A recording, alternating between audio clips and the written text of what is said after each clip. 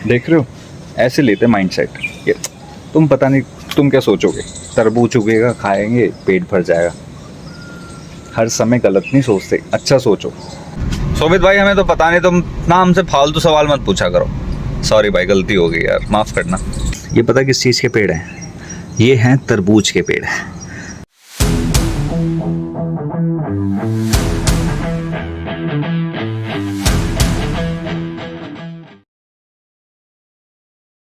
हाँ जी, क्या हाल है तुम सबके? Welcome back to my channel यार। आज हमारा थर्सडे है, वेंसडे। एक तो नाइट शिफ्ट करके ना पता ही नहीं लगता कि वेंसडे या थर्सडे कौन सा डे है, पर चलो कोई बात नहीं यार। मौसम बहुत सेक्सी हो रहा है नो डाउट, तो इसीलिए थोड़ा सा खुश हूँ मैं। देखो बंदर भी खुश है। अच्छा वैसे एक चीज़ है, इंसान मिले या ना मिले, बंदर आपको बहुत मिल जाएंगे गाजियाबाद के अंदर। मतलब जब मैं पंजाब था तो वहाँ पे बंदर दिखना मतलब बहुत बड़ी बात हो जाती थी वहाँ पे, पता तुम लोगों को। और एक और चीज़ यार मुझे एकदम याद आया कि जब मैं कल आपको आंसर दे रहा था तो एक चीज़ के आंसर रह गए थे। वो था कि जो न्यूयॉर्क है वो कौन से टाइम जोन में आता है? सेंट्रल में आता है, माउंटेन में आता है, या फिर ईस्टर्न में आता है, या फिर किस में आता है? तुम्हें तो पता नहीं, मैं तुम्हें बता देता हूँ। जो न्यूयॉर्क है वो आता है ईस्टर्न टाइम जोन में। ईस्टर्न टाइम जोन 3 घंटे आगे है, मतलब चौथा वाला था 3 घंटे के आगे है। तो मतलब अगर यहाँ पे सुबह के 6 बज रहे हैं तो वहाँ 5:30 बज रहे होंगे शाम को, और रात के वहाँ बज रहे होंगे 8:30। देख रहे हो कैलकुलेशन? बेटा ऐसी मैथमेटिशियन नहीं हूँ मैं, एक भी बैक नहीं आई थी मेरे कॉलेज में मैथ्स। बाकी मैं कुछ नहीं बता रहा, तुम लोग सीन आपको बताएं, नहीं पता तो मैं बता देता हूँ। मम्मी का ऑर्डर आया था कल शाम को, सुबह जिम चला जाइयो। मैंने कहा ठीक है, तो मैंने सारी डाइट आज बिल्कुल टाइम टू टाइम ले ली थी। अब बस मुझे घर जाना है, फ्रेश होना है, फिर उसके बाद मैं जिम के लिए प्रस्थान करूँगा। एंड यार शेड्यूल भाई बहुत, तुम्हें ना बॉडी को समझना एक बहुत बड़ी बात हो जाती है। नहीं मैं सच्ची बता रहा हूँ, मतलब जोक्स अपार्ट, बॉडी को समझना एक बहुत बड़ी बात होती है कि तुम्हारी बॉडी किस चीज़ को लेके कैसे रिस्पॉन्ड कर रही है ना, तुम्हें वो अंडरस्टैंडिंग लेवल अपनी बॉडी के साथ लाना पड़ता है। अगर तुम्हें नहीं पता कि ये चीज़ तुम्हारे लिए फ़ायदेमंद है या फिर ये चीज़ तुम्हारे लिए नुकसान देगी, तो तुमने अभी तक अपनी बॉडी को समझा ही नहीं। और जिसने खुद को नहीं समझा वो अपनी बंदी को क्या समझेगा? क्या कह रहे हो, डार्क हो गया? चलो छोड़ो यार, घर चलते, फिर मिलता हूँ मैं आपसे। मैं घर पे आ गया हूँ तो आपको एक बहुत सेक्सी चीज़ दिखाता हूँ। सेक्सी नहीं, सुंदर कहेंगे उसे, ब्यूटीफुल। ये पता किस चीज़ के पेड़ हैं? ये हैं तरबूज के पेड़। तो ये पेड़ लगाए हैं हमारे भाई ने। कहता है कि अब हम जो भी तरबूज खाएंगे वो इनके ही खाएंगे। तो पेड़ देखो आप, ऐसा होता है तरबूज का पेड़, पता थी तुम्हें? देखो ध्यान से देख लो एक बार, इसकी ना बेल निकलती है ना, जो ऐसे करके जाएगी, फिर उनके ऊपर तरबूज लगते हैं, फिर हम तरबूज खाएंगे।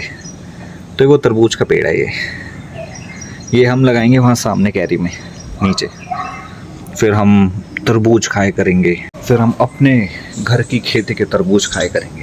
हमें फिर गर्मियों में बाहर से तरबूज लाने की बिल्कुल भी ज़रूरत नहीं पड़ेगी।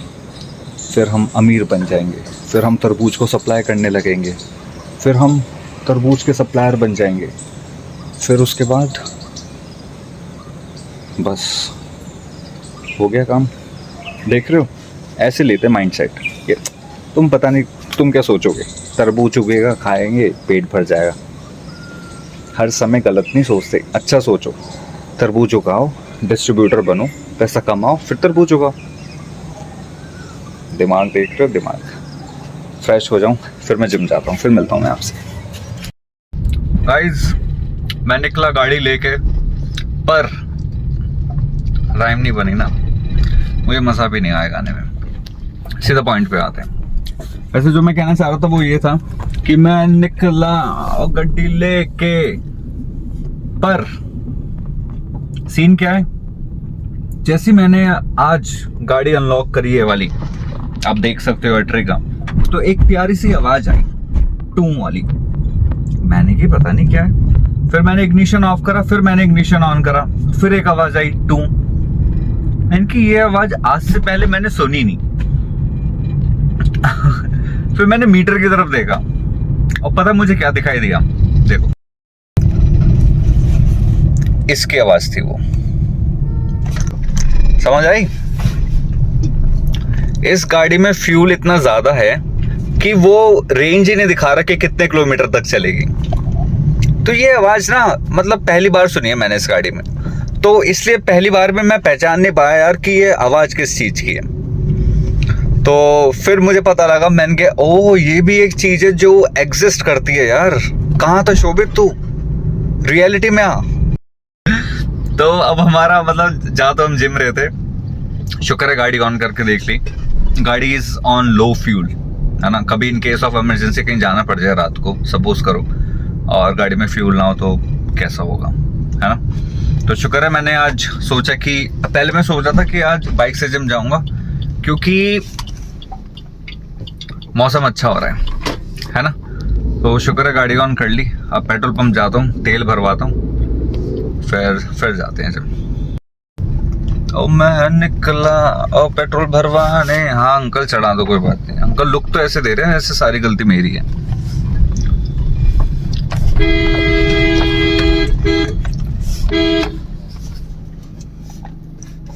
ओ एक मोड़ आया कि मैं पेट्रोल पंप ले आया। अरे जल्दी कर दो, जिम जाना है यार, क्या कर रहे हो तुम लोग। गाड़ी में फ्यूल नहीं है, कहीं ऐसा ना हो यहीं बंद हो जाए। अच्छा तो मैं आवाज सुनाऊं कैसी आती है, देखो आवाज सुनना ध्यान से। सुनाई दी? अरे सुई तो उठी नहीं यार। कितने दिखा रहा है रेंज? हाँ ब्लर इफेक्ट भी देता है क्या फोन? आई रेंज तो कम ही दिखा रहा है। चलो कोई नहीं, मैं नहीं बता रहा कितने का पेट्रोल डलवाया, तुम गैस करके बता दो, तुम्हारी बस की है तो। तुम्हारे बस की ना है वैसे कुछ भी गैस करना, छोड़ो यार। मैं भी पागल हूँ वैसे, तुमसे सवाल पूछ लेता हूँ, है ना। तुम्हें भी लगता होगा यार शोभित भाई हमें तो पता नहीं, तुम ना हमसे फालतू सवाल मत पूछा करो। सॉरी भाई, गलती हो गई यार, माफ करना। Hi tracing the same path guys. सूरज देख लो यार, बहुत दिनों बाद देखा है ना मैंने भी। चलो अब हाँ जाते जिम, एक्सरसाइज करते, फिर मिलता हूँ मैं आपसे।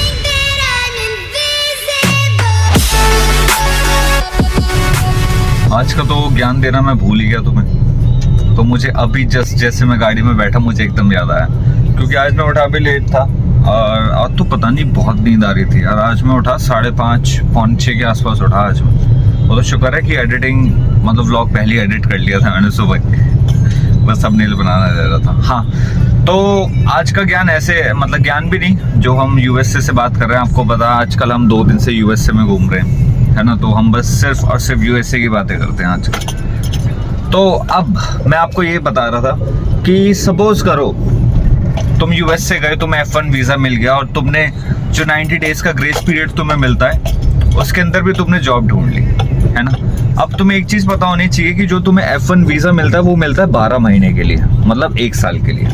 अब उसके बाद क्या, अगर उसके बाद कोई भी एम्प्लॉयर तुम्हारा ना ही स्टेम एक्सटेंशन लगा रहा है, ना ही तुम्हें H1B वीज़ा मतलब दे रहा है, मतलब तुम्हें वो सपोर्ट नहीं कर रहा हो कैसे भी, तो तुम क्या करोगे उस केस में? लोग पता क्या करते हैं, लोग या तो ग्रेजुएशन कर लेते हैं, मतलब फिर से कोई कोर्स ढूंढ लेते हैं 1 साल का या फिर 2 साल का, एंड उसके बाद फिर से F1 के लिए अप्लाई कर देते हैं, तो उन्हें फिर से 90 दिन का वो ग्रेस पीरियड और 1 साल का F1 वीज़ा मिल जाता है।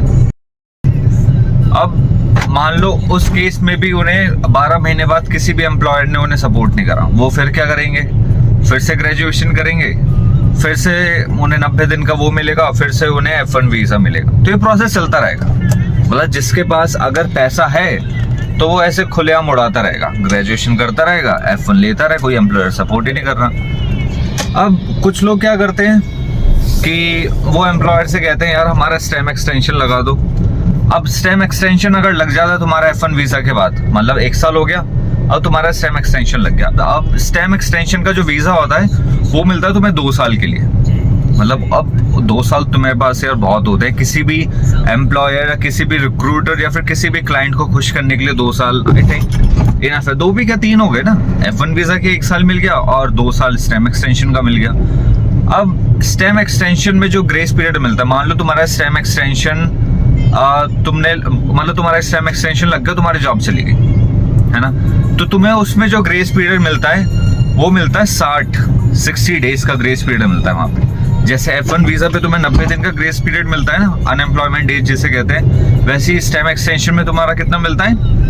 60 दिन का। तो टोटल मिला के मतलब इंटरनेशनल स्टूडेंट के लिए टोटल मिला के कितने साल का वीज़ा लग जाता है? F1 वीज़ा और स्टेम एक्सटेंशन 3 साल का।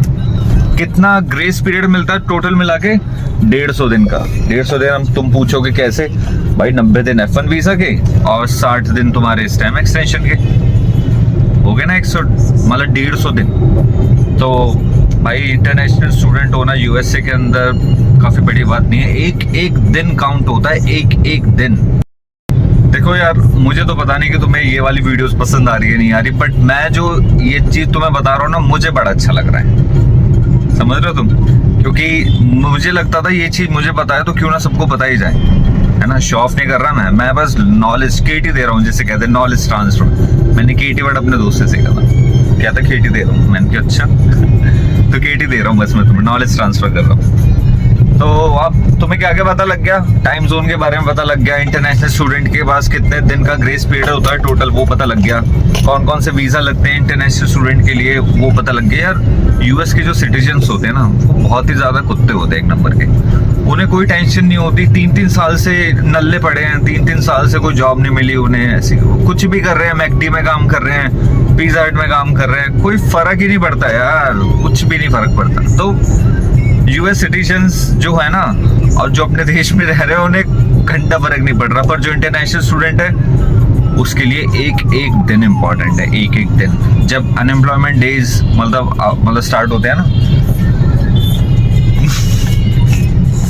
क्रैक हो जाता सब कुछ कि उस बीच तुम्हें कुछ ना कुछ ढूंढना ही है काम करने के लिए अपनी फील्ड से रिलेटेड। चाहे अपने कॉलेज में काम कर लो तुम अपने प्रोफेसर के अंडर, वो वहाँ पे भी स्टॉप हो जाएंगे तुम्हारे अनएम्प्लॉयमेंट डेज, बस काम कर लो अपनी फील्ड से रिलेटेड, ठीक है। तो ये इन्फो थी जो मुझे तुम्हें देनी थी। कैसी लगी? मस्त थी ना? अब क्वेश्चन पूछ लेते हैं। तुम बस मुझे ये बता दो स्टेम की फुल फॉर्म क्या होती है? जो मैं स्टेम एक्सटेंशन की तुम्हारे से बात कर रहा था, STEM, ये तो तुमने सुना ही होगा और मुझे पक्का ही पता है, शायद तुम बता भी दोगे। तो मुझे स्टेम की फुल फॉर्म बताना है यार, कमेंट करके कि भाई स्टेम की फुल फॉर्म ये होती है।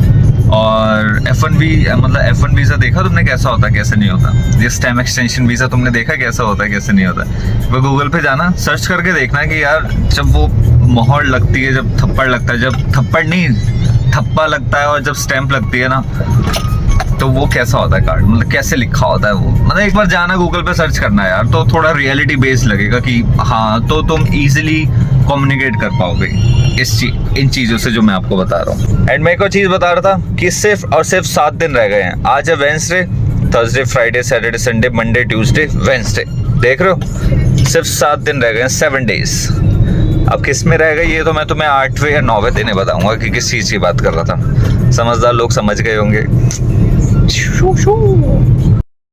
तो इस व्लॉग को यहीं पे एंड करते हैं। आई होप आपको आज का व्लॉग पसंद आया होगा। पसंद आया तो please like, comment and subscribe जरूर कर देना। लोग अनसब्सक्राइब कर रहे हैं, मुझे पता नहीं क्यों कर रहे हैं, but it's not an issue, ये उनका राइट्स है ना। एंड ऐसे हंसते रहिए, मुस्कुराते रहिए एंड देखते रहिए one and only Shobhit Sharma vlogs. Good night, love you all.